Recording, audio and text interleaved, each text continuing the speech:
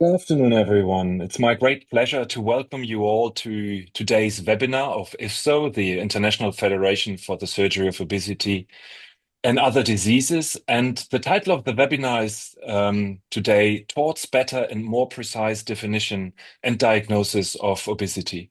My name is Marco Büter, and I'm delighted to welcome you to this timely discussion on the definition and diagnosis of obesity, which is particularly important in the context of the publication of the Lancet Commission a little bit more than 1 year ago, but still a very eminent topic on international congresses.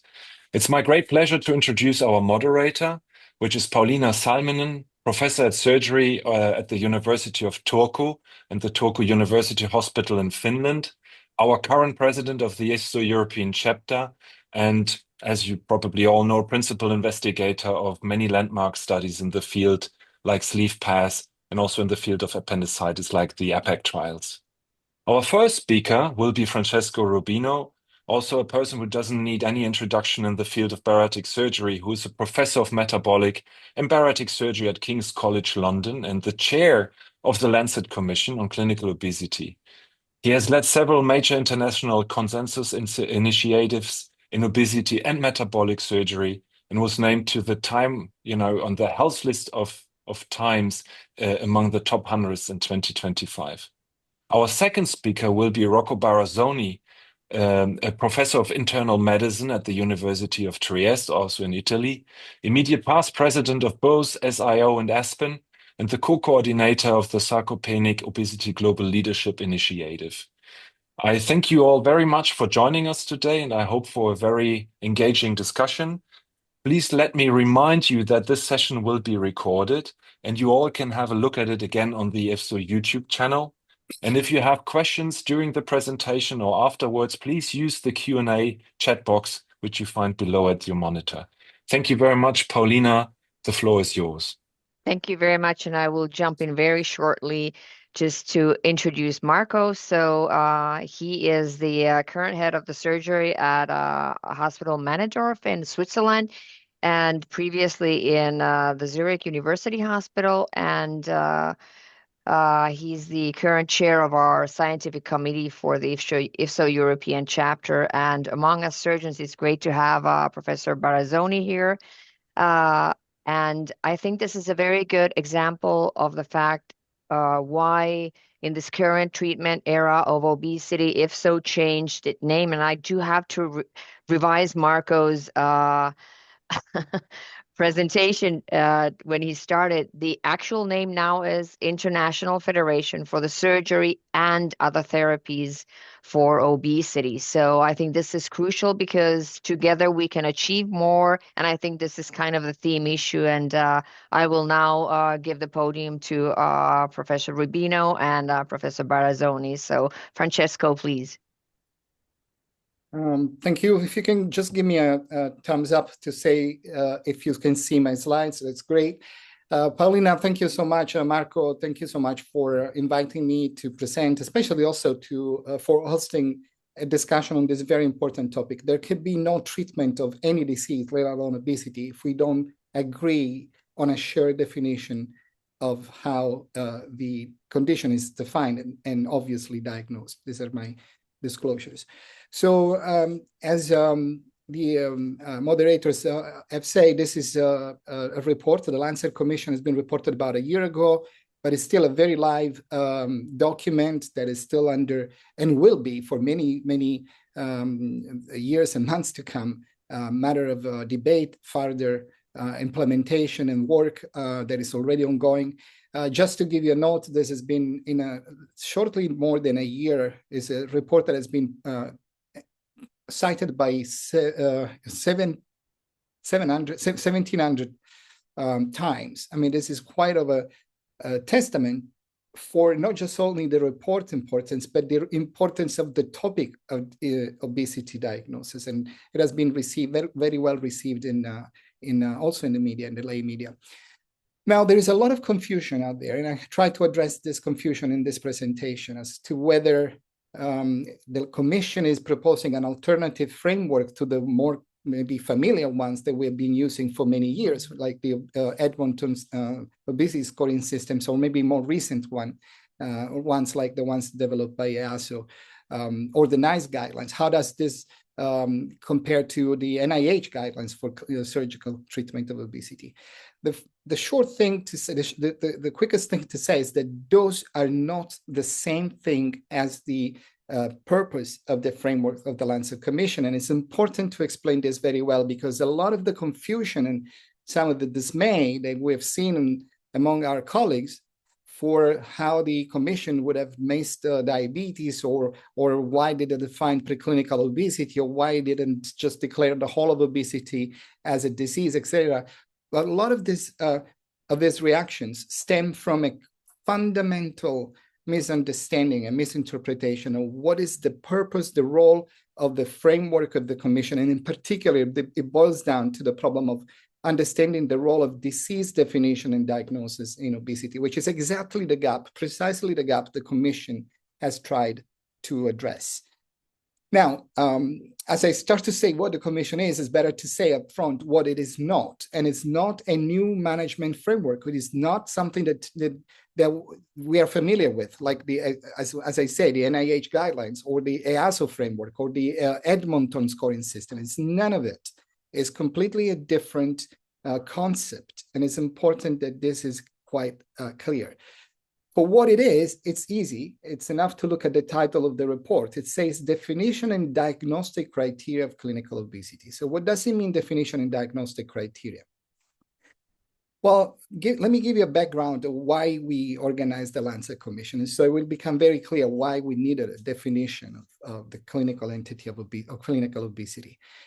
I was fascinated by the controversy about obesity as a disease. There are people who are in favor and people against. And the question that really you should ask yourself is, why is such a thing that should be a matter of fact, as whether something is a disease or not, still such a controversial matter of opinions? It shouldn't be a matter of opinion, it should be a matter of fact. On the other hand, however, what do we really mean when we say obesity is a disease? Are we telling everybody with obesity that they have a disease, each and every single person, here and now? If you start thinking about that from that perspective, then you start questioning whether there is something maybe wrong in the way we frame this entire debate around the disease nature of obesity. But the other question is, why is it that obesity has been known for millennia? It's not like obesity is a new thing. Yes, it's become epidemic in the last century, but has been around for millennia, and doctors have known obesity. So how comes that we came all the way to the 21st century with no framing of obesity as a disease, but we did, as a medical profession, frame diabetes, Parkinson, Cushing, all the other things that we came across the centuries as a disease. They are properly framed as disease, but obesity is not.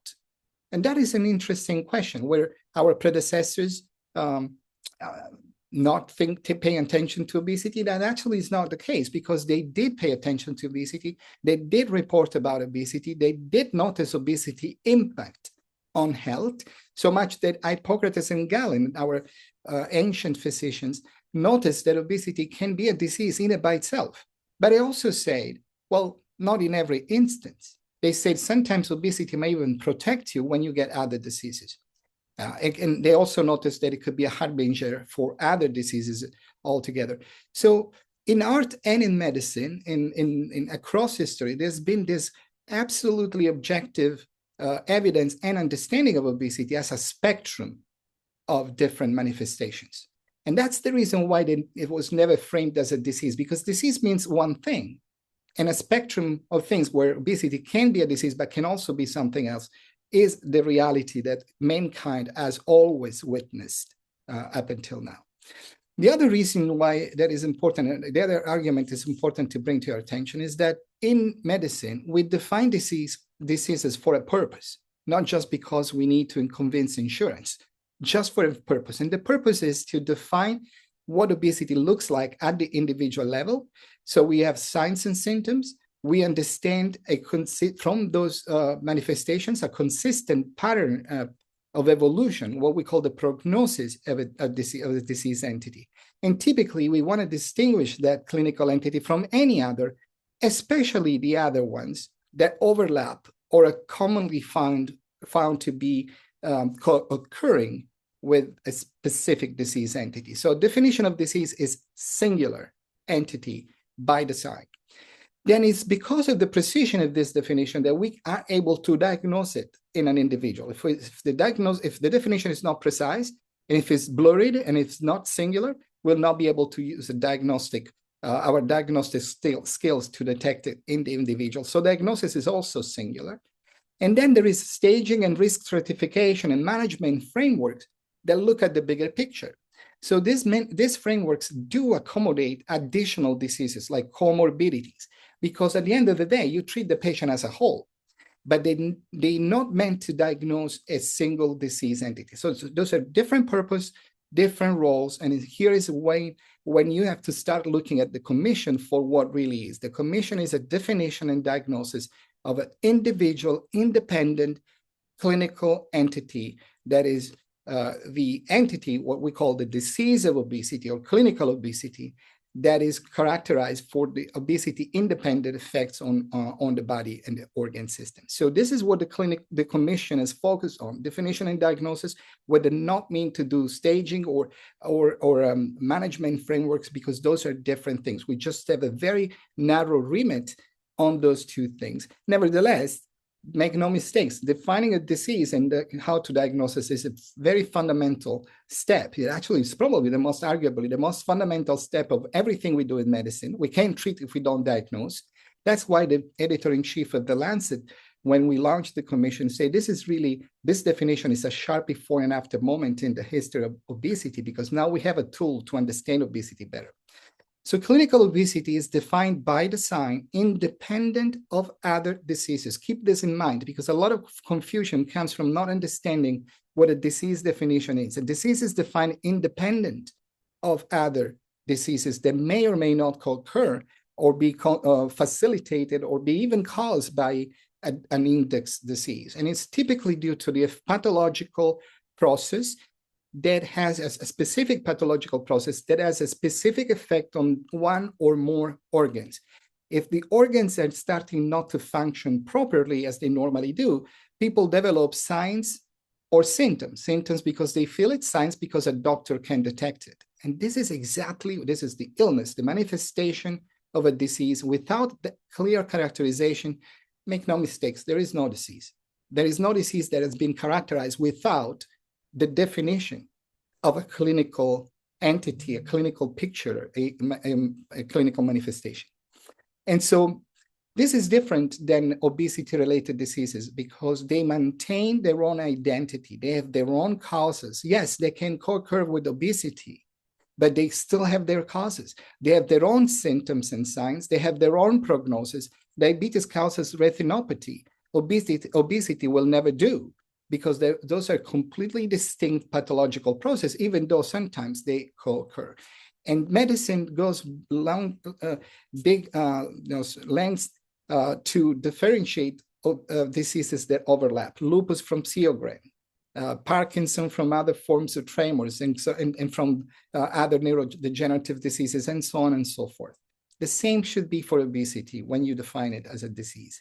So we define clinical obesity as the effect of the adipose tissue on organs, but we also recognize that not everybody who has obesity has this negative effect on organs. Some people have normal organ function. They can live normal life for quite some time, sometimes lifelong.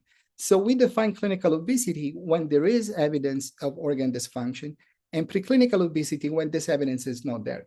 Preclinical obesity may be an earlier stage of clinical obesity, but could also be, nobody knows, because at the individual level, we cannot predict with certainty, could be a stable condition that doesn't tend to progress. And whether it tends to progress or not, the matter of fact is that it's different than somebody who has already got organ dysfunction due to obesity. And that's why it makes so much clinical sense to define those two categories. The criteria for clinical obesity are 18 in adults, 13 in children. Importantly, these are not comorbidities. Let's make no mistakes. These are specific symptoms and signs due to a specific organ impairment. When we say cardiovascular system dysfunction, we're not talking about the cardiovascular diseases that are often associated to obesity, but we're talking about specific forms that are typically caused by obesity and not other type of cardiovascular impairment. So it's for metabolic dysfunction and so for all the others. Why is this important? Because clinically, this is not an academic exercise. This is the most consequential decision that you can make. When you make a diagnosis, then you know how to treat that person. That person who has preclinical obesity has a risk state, doesn't have yet a disease. Therefore, that person requires prophylactic intervention, risk reduction, which should be accomplished by lifestyle intervention or sometimes pharmacotherapy, and why not? In some cases, even surgery. That's what the commission say.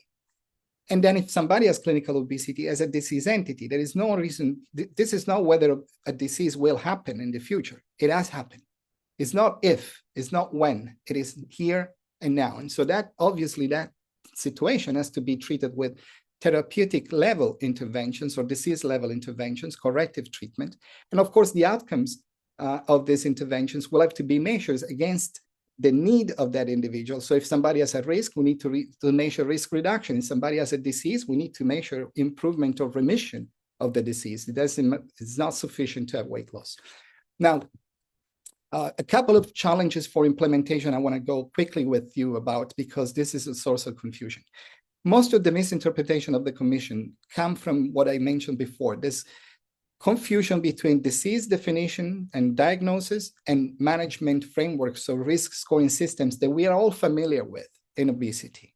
So one of the consequences of this confusion is the question that many had: why is type 2 diabetes not a diagnostic criteria of clinical obesity? I hope that by now, for what I just said, you would think that this question is entirely unfounded, because it completely missed the point. If you want to have a definition of disease by itself, it is different than a management framework. In a management framework, plurality is by design. You will put diabetes, you will put another cancer, you will put mental health disease, everything that obesity can associate, because obviously those things, no matter how strongly biologically related, might benefit or in any way affected by how or not, whether or not you treat obesity. And so in the algorithm of decision making, it is important to know those things.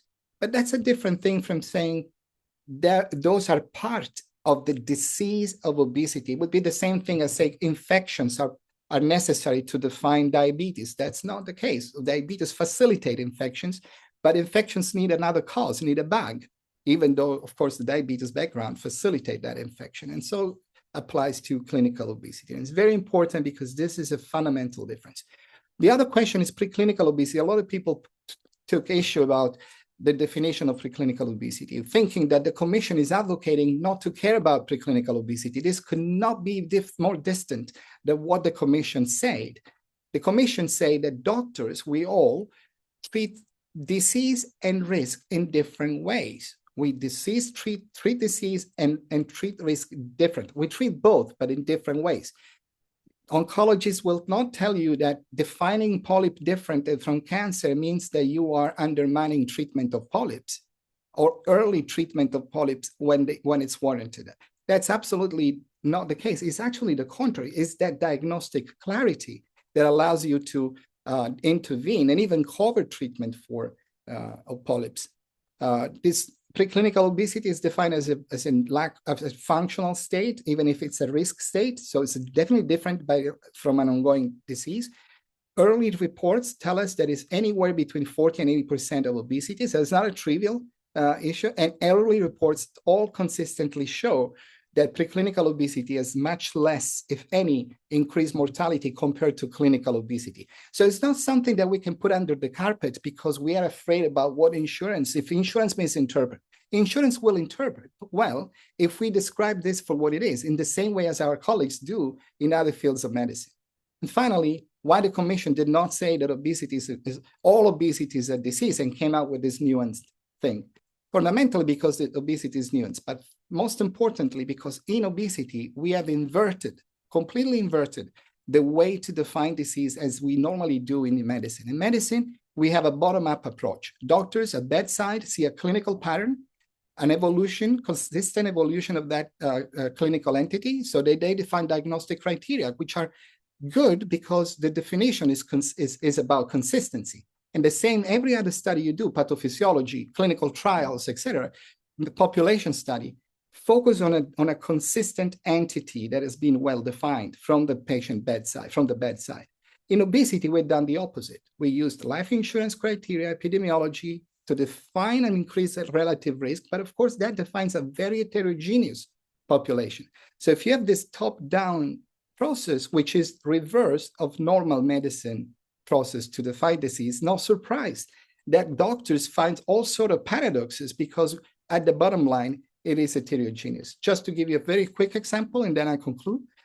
This is a study, but I can name many of them, recently published, looking at a Finnish cohort and a UK cohort, looking at 21 obesity-related conditions, their 20-year incidence. And then what they found is that no question, obesity is associated with a relative risk of 2.8 or three times the relative risk 3 of developing those diseases. No question that at the population level, obesity is a serious problem. But convert this information at the individual level for those data exactly, and you'll see that 62 out of 100 in the Finnish cohort and 68 out of 100 individuals in the Biobank UK Biobank cohort have no incidence whatsoever of any of those 12 diseases in 12 years. Now, you would not argue, I hope, that that's different than having an ongoing disease, and then you have more time to intervene, as you can scale the interventions, et cetera, et cetera. So when we say obesity is a disease, I think there should be a little bit of caution to say obesity is heterogeneous. And if we don't understand that and we blanketly label the entirety of obesity as a disease, the individual with obesity comes in our clinic, it is somebody that we can tell if it's somebody who has disease now or is merely at risk. And of course, the risk to benefit of intervention, the decision to intervene on, and how intensively, how costly, how much risk you might afford for the intervention itself. There is no way to answer those questions because you don't know the exact profile. So the Lancet Commission is a diagnosis. It allows you to understand at the individual level if that person is a person with obesity that has a disease and needs to be treated as a disease, and or that person has a risk and needs to be treated as a risk. So the commission is about treat risk as risk, treat disease as disease. Finally, we have a diagnosis, but obviously, this is still a long way for us to be able to change mindset, but we will have to start from somewhere. Thank you very much.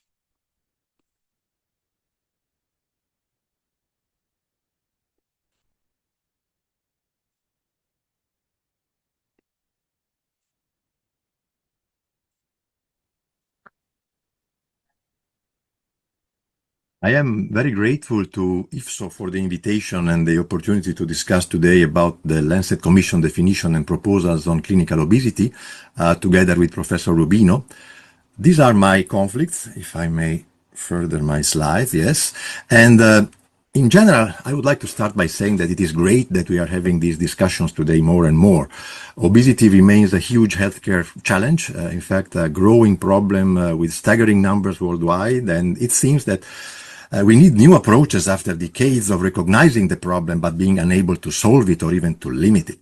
And another huge factor that in many ways triggers the need to update and hopefully upgrade our discussions around obesity is that since a few years, we have new pharmacological tools for obesity management that provide unprecedented effectiveness for non-surgical care. So how to use them is becoming a matter of debate. And the Lancet Commission has provided an innovative framework, which is of course important in and for itself, I would say, because discussion, even disagreements are useful to stimulate progress in the field. The contributors list for this paper is of course absolutely impressive, which provides strength to the proposals. On my side, I was, however, invited to provide a potential, let's say, alternative angle, or any way to provide some points for discussion, which I accepted with pleasure, since I think, again, it's absolutely time of fast evolution. There is still room for discussion and hopefully improvement in our approaches to obesity management. Here I summarize the 4 sections I would like to discuss today in the next 15-20 minutes or so, starting with the concept of obesity as a disease. So the Commission acknowledged an ongoing debate on this topic, and I have to disclose upfront my position that I am convinced that obesity per se is a standalone disease and should be considered and approached as a disease, as a chronic disease, actually. This is just a recent paper we published on this topic with some colleagues, but and there is no time, perhaps even no need, I hope, to go into details. But looking also at the requisites that are actually described in the Lancet Commission paper, there is very little doubt to me that obesity is a disease, since there is a well-demonstrated derangement of fundamental homeostatic systems regulating energy balance, particularly and primarily at the brain level with food intake behavior. And that is then associated with altered anatomical and functional features, another requisite of an important organ, which is adipose tissue, both in absolute quantitative terms of fat mass, its distribution, and also with fat deposition in other organs.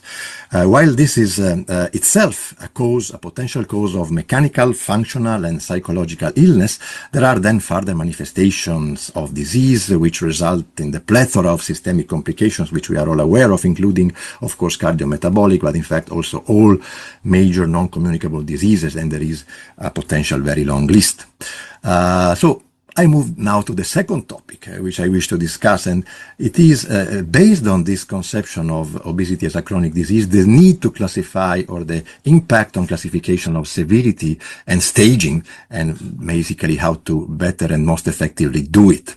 The Lancet Commission identifies the domains of preclinical and clinical obesity, and it separates, I think to me it's very clear, it's a very clear separation of a disease domain, which is clinical obesity, from a de facto health domain, which is preclinical obesity. In the approach I support, that obesity per se is a clinically relevant disease, I wish to emphasize that staging based on severity and clinical relevance is a key feature for most or even all chronic diseases, and there is a natural history of progression by definition with increasing severity, but in all chronic diseases, this staging starts with and includes pre-symptomatic disease conditions or stages. This is true, for instance, for kidney disease, where early stages are again commonly asymptomatic. Chronic heart failure, heart disease, again with asymptomatic stages. Many other examples may apply for common and highly prevalent diseases and conditions, including cancers or metabolic diseases such as hypertension, dyslipidemias, and so on. Again, looking instead at the definition of preclinical obesity by the Lancet Commission, the concept of health seems to be strongly emphasized. Even visually at the right bottom here, with a sharp separation from the clinical domain of disease. Besides these, the conceptual issues that I've tried to clarify before, this extended health domain of preclinical obesity brings me some further concern, may even cause, I'm afraid, some confusion when looking at proposed thresholds to diagnose or any way to define clinical obesity per se. To me, but maybe to others as well, it seems awkward to consider advanced stages of some obesity complications as the cutoff between health and disease. Maybe we need discussion and clarifications here, but some examples, for instance, might include muscle D without fibrosis. Is that not clinical obesity? Or dyspnea? It appears to be considered only or mainly at rest for respiratory and cardiac conditions and not exertion dyspnea. Joint pain in the absence of reduced mobility appears not to qualify and might be considered healthy. Functional limitations are not considered clinical without limiting activities of daily living, and this implies already advanced loss of autonomy and disability. The metabolic threshold for disease also does not appear to include diabetes per se, but only with clustered metabolic abnormalities. Considering, for instance, that approximately 50% of people living with diabetes do not have high triglycerides or low HDL, there will be a significant numbers of patients with diabetes and obesity where obesity is not considered a relevant health problem.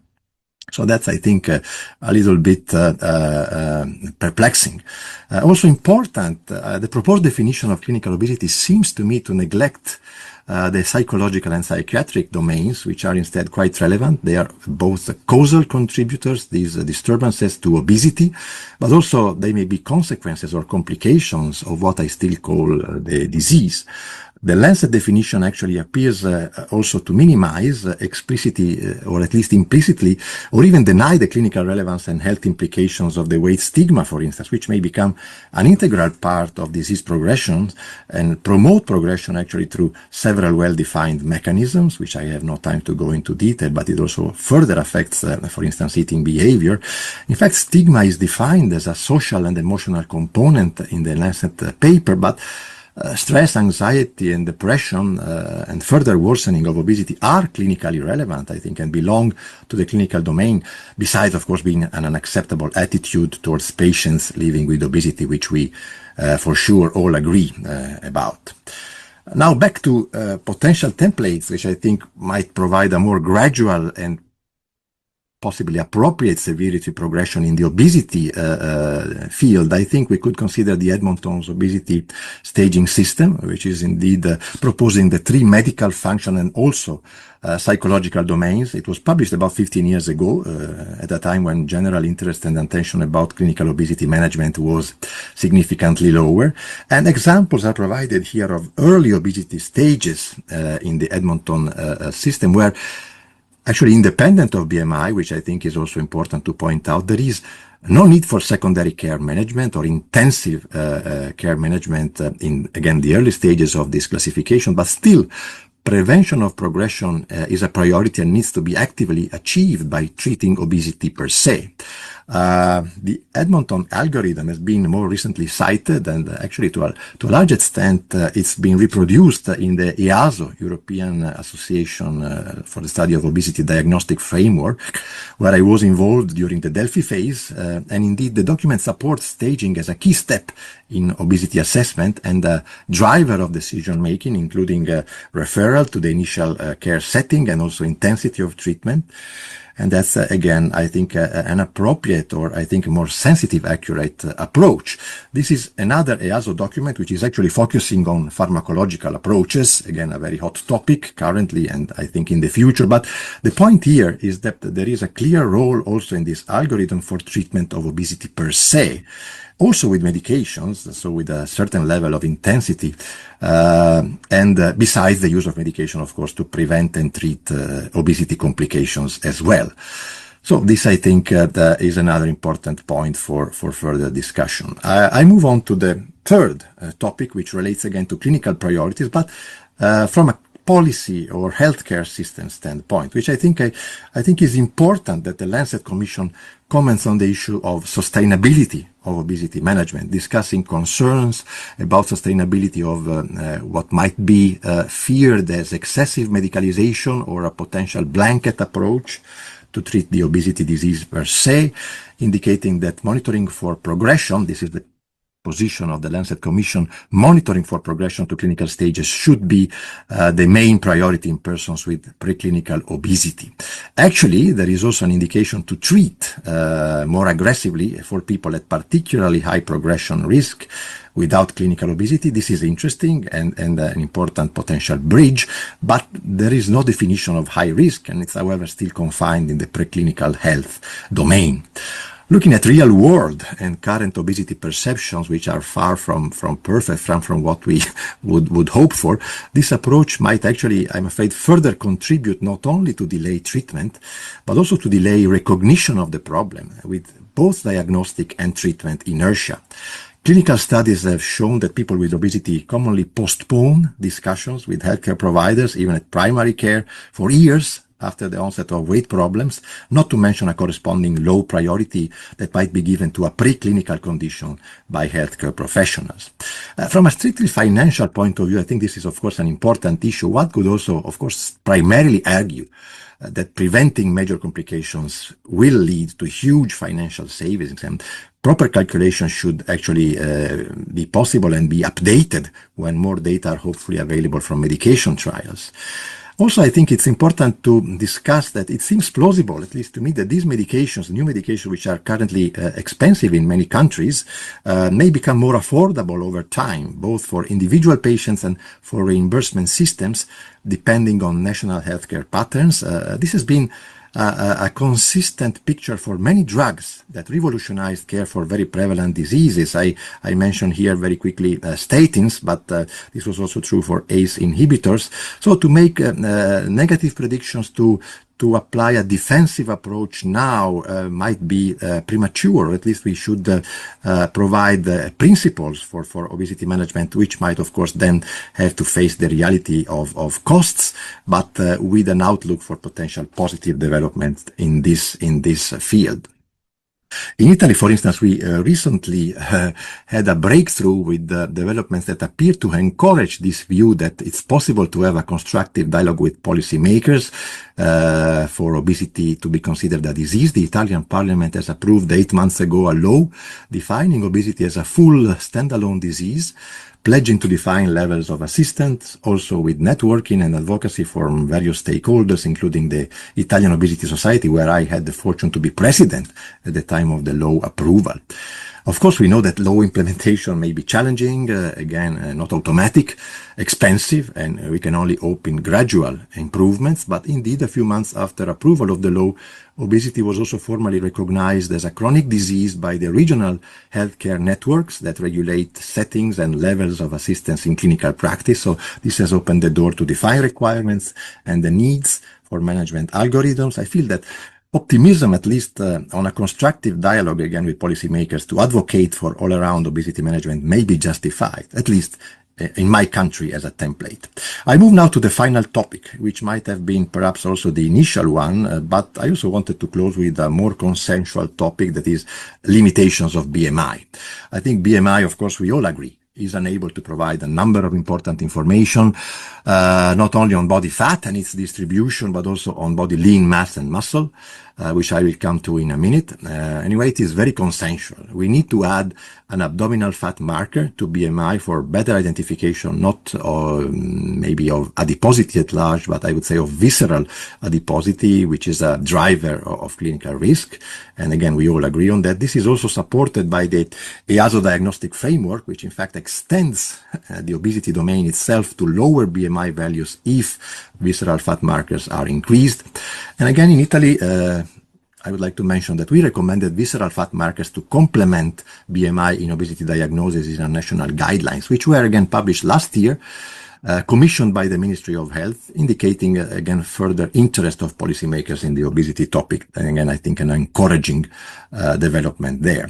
Having said that, I think we need to recognize that most intervention studies, including the recent ones on pharmacological treatment, but also bariatric studies, of course, and lifestyle interventions as well, have used body weight and BMI as main patient selection criteria and also for assessment of clinical outcomes. So it seems impossible actually to exclude BMI from clinical practice when guiding obesity management.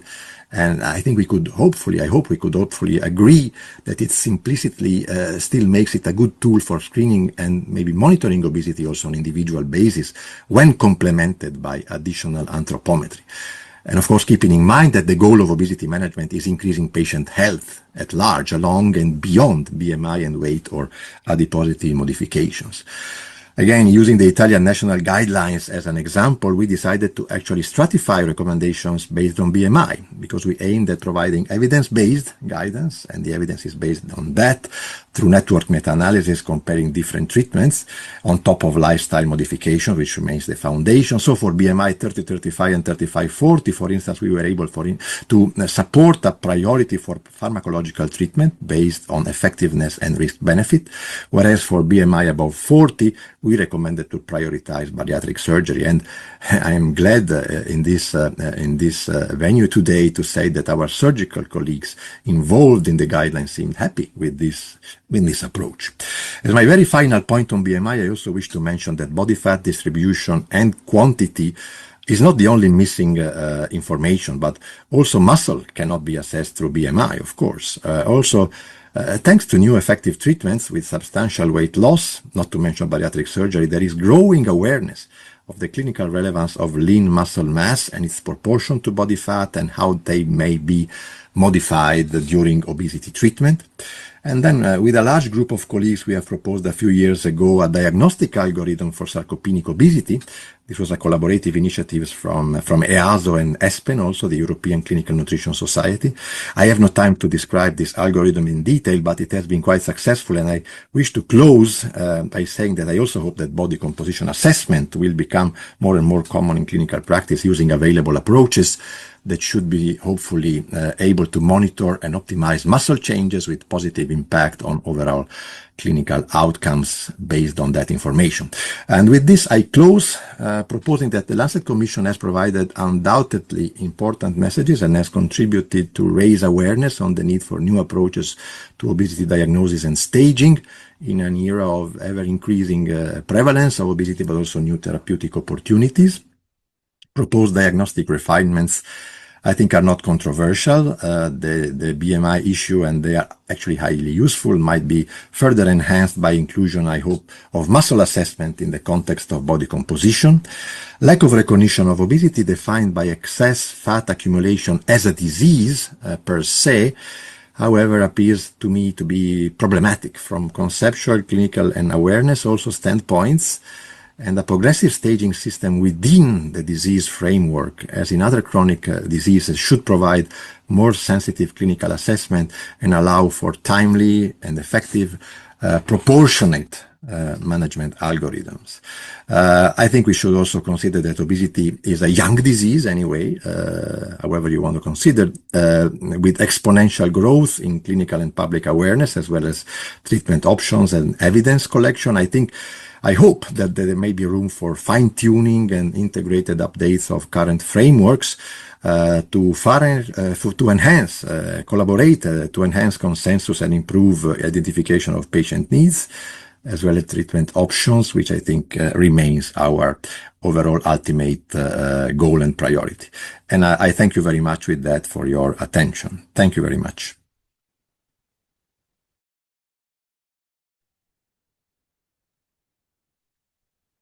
Well, thank you very much, both speakers, Professor Rubino and Professor Barazzoni, for these great talks and great insights. And before we start with the open discussion, I would like to take the liberty as chair of this webinar to start with the first opening question, maybe. And my first question would go to Professor Rubino. Francesco, the Lancet Commission has proposed a shift by defining obesity not only purely by size, but also by health impact, right? And you mentioned, and others on your way, that this new definition would be desperately needed. And we have now listened to Professor Barazzoni giving a few refinements and insights of, of some weak spots of that definition. But why do you think has this approach of preclinical and clinical obesity has generated so much debate in the field? Where's the misunderstanding? What went wrong? I think, if I may use Professor Barazzoni's presentation as an example of why the Commission is not understood, he painted it perfectly. What he's saying genuinely and legitimately is that obesity is a health issue. Now, to correct him, the Commission did not say that preclinical obesity always means health. It means it's not disease, which could be a risk. But the approach that Rocco is having, and also me and many of us have had for obesity, has institutionally and traditionally been obesity is a risk. So when we look at muscle, most people who have muscle don't develop any symptom for their entire life. But some of them do, right? The same applies to obesity. I showed you the previous diagram. We need to come to terms with evidence that if we define obesity as a disease blanket, there will be a majority, not a minority of them, that will not demonstrate any of the symptoms or signs or conditions or diseases that we blame obesity for. Equally, at biological level, when Professor Barazzoni says obesity causes inflammation, causes this and other things, the question to him is, do you have the evidence that each and every one who has obesity, has those alterations. And if there is this evidence, what is the evidence that that alteration is a metabolic abnormality or a risk factor versus a mechanism of disease? Those are the difference that we as obesity specialists, I'm not putting Professor Barazzoni in the corner, is myself included, we have all misunderstood. We blurred the picture between risk and disease, and saying that something is a disease doesn't mean that risk is not relevant. But equally, we can't continue to call everything a risk when there is also disease on the other side. The clarity allows you to intervene as a clinician. Clinicians are not epidemiologists. Clinicians are not population health experts. Clinicians have to make a decision in a single individual. If you can tell me that any person I can see out in the streets with obesity is a person, I should tell him, you have a disease, get the latest drug in class at the same intensity, I'm afraid that we are losing sight of what our profession should do. First, do no harm has been and should always be our concern. It's not, we cannot ignore that some people with obesity have different health implications, and we should treat them with different intensity, with different risk from treatment. It's not advocacy at all to give somebody a disproportionate treatment. That's not advocacy. When we want to advocate for people with obesity, we need to advocate for all of them.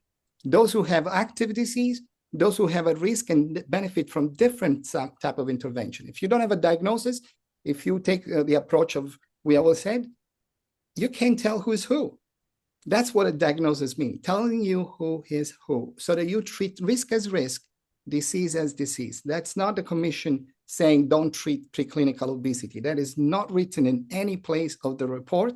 So we need to be accurate when we tell about scientific papers. And I think it's very clear that the commission paper is not a management. It is a diagnosis commission, and I think that it has to be really acknowledged. But maybe, Professor Barazzoni, you want to reply to what Francesco said? Any ideas? Because I want to add into that.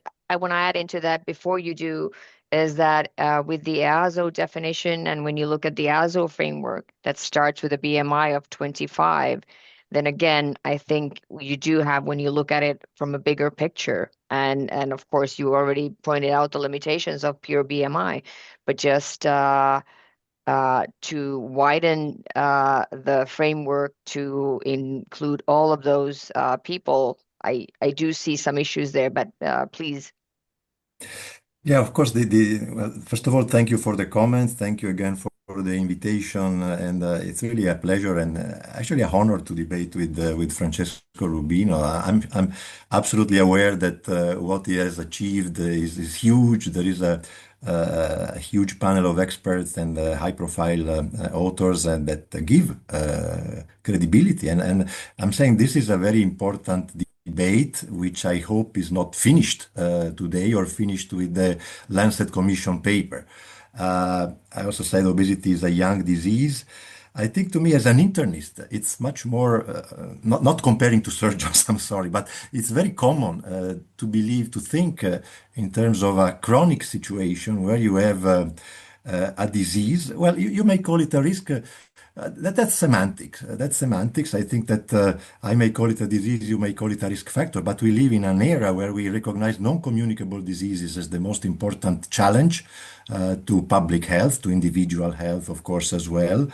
And the obesity is in this list one of the most important diseases, conditions. You may call it again. If you change the word, it doesn't change the fact that it's a condition where you have a staging of clinical manifestation, but a risk of progression, which is, again, as I tried to show, the same in many organ failure. You start with a preclinical situation in chronic kidney disease, in cancers, in hypertension, and then you reach a stage where you have a substantial health impairment. So I think that the definition might not even be that relevant, but I think that it's important to be aware that these patients are at risk.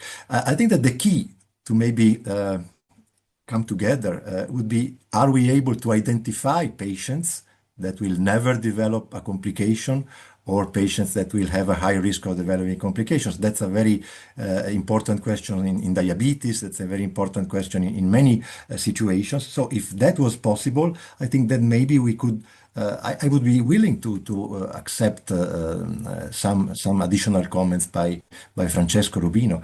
But obesity being a disease to me, which is the gateway to other diseases and needs to be and is treatable, we should reduce the risk as much as possible. I think another small comment I would like to make, and again, I accept that there has been an overinterpretation, if that's the feeling or the explanation that Francesco Rubino gave of some aspects. But it's an overinterpretation that is quite common.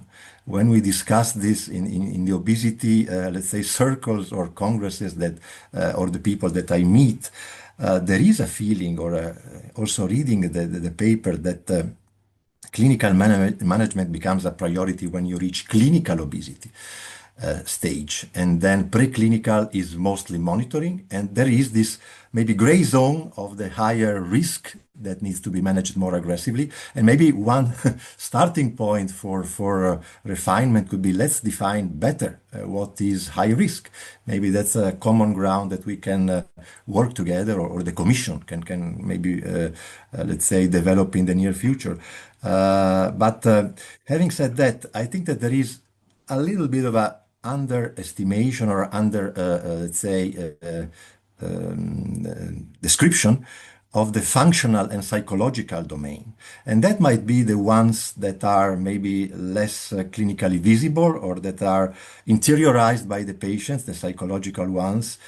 To me, that's part of the clinical domain of obesity. And that may be much sooner than the other medical manifestations appear. Functional limitations, psychological disease, that's also a manifestation of disease which accompanies obesity, potentially also in very early stages. Thank you very much, Professor Barzoni. I want to take back the question to Francesco, that is it only semantics? Because I think the next steps in the ladder are risk stratification and then management framework. So is it just semantics? Because we actually have to know what we're talking about. No, I'm afraid that if there is anything that is not semantic, that is a disease definition. If we don't appreciate the importance as a stepping stone of defining the disease, the diagnosis, the way we diagnose it, I think we are drifting from the rest of medicine. Diagnosis and definition is something that other doctors do not disagree with. There is no way of disagreeing on how you diagnose cancer.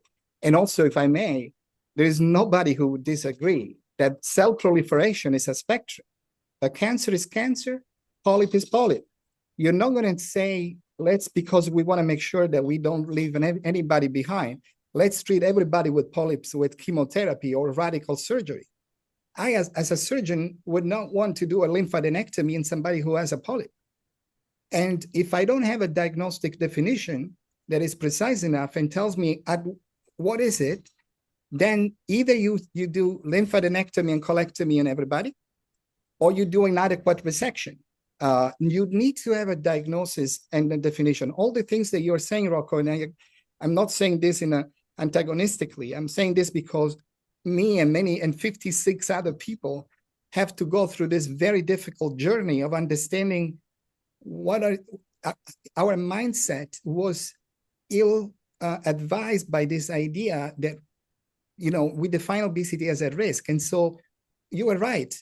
Yes, what about the psychological things? What about the mental health issue? What about diabetes? Can I also ask you the same question? What about cancer? Do you think it doesn't have psychological issues? What about diabetes? Don't you think it's associated with depression far more often than obesity is? But where is depression in the diagnosis and definition of diabetes? Where is the depression in the diagnosis and definition of Parkinson's disease, where it's very common? Where is depression in the diagnosis and the definition of cancer?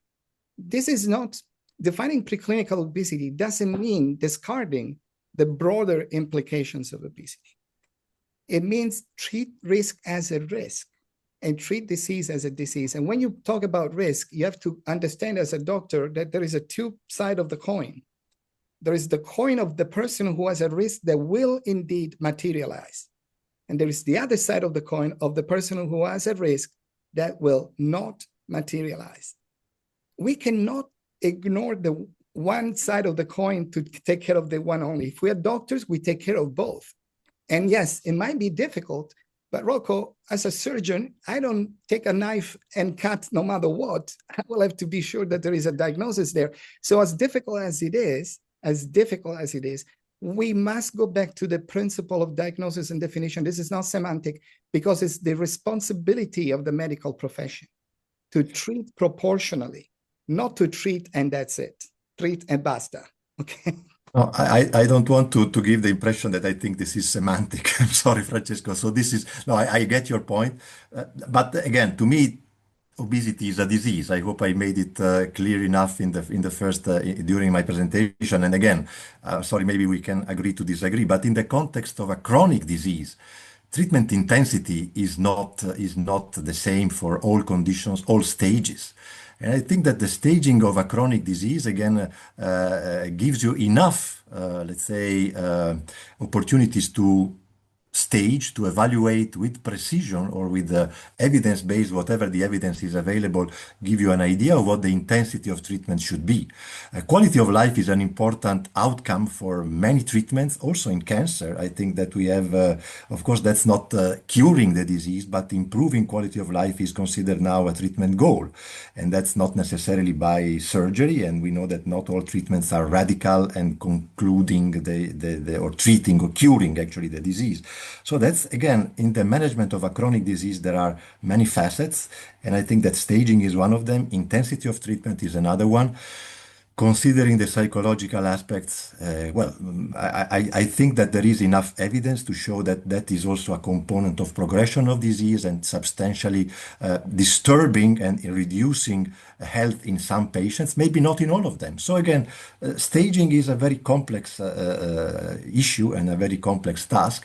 But I think that if we do an appropriate and accurate staging, then maybe many of the pieces of the puzzle may come together. Like I said, I'm not saying you have to treat patients. And we know that surgical thresholds for surgical management of obesity are probably more or less implicitly in the clinical domain, right? I think that that's more or less always, and that level of intensity requires what you and many other experts, which I respect, call clinical obesity, and what I may call an advanced stage of the disease, or stage 3 or stage 4.